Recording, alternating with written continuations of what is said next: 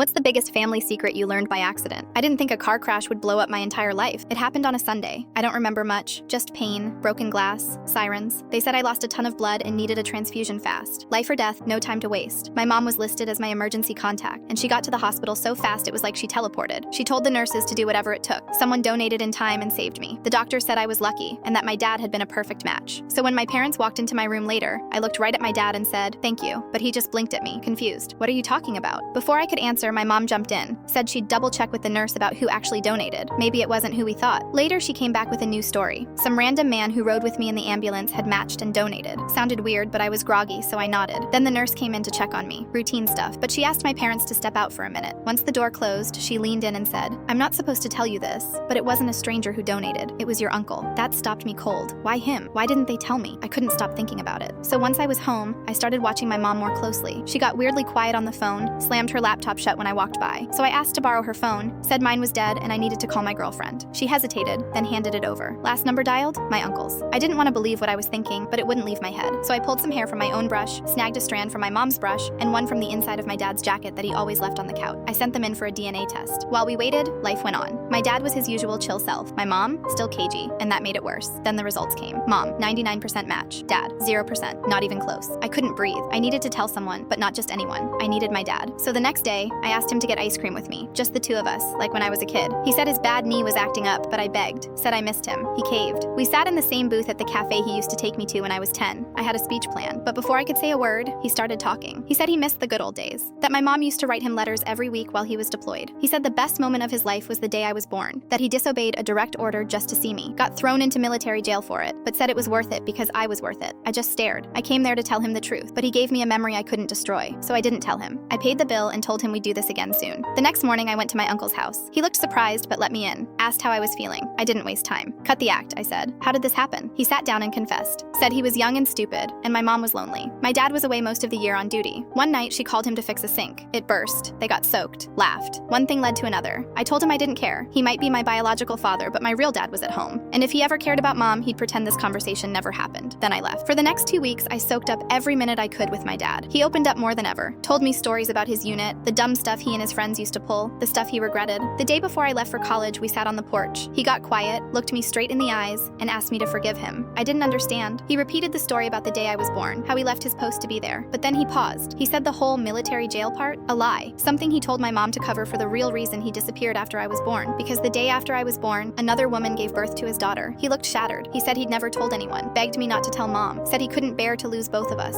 And I just sat there, holding two family secrets that felt like bricks in my chest.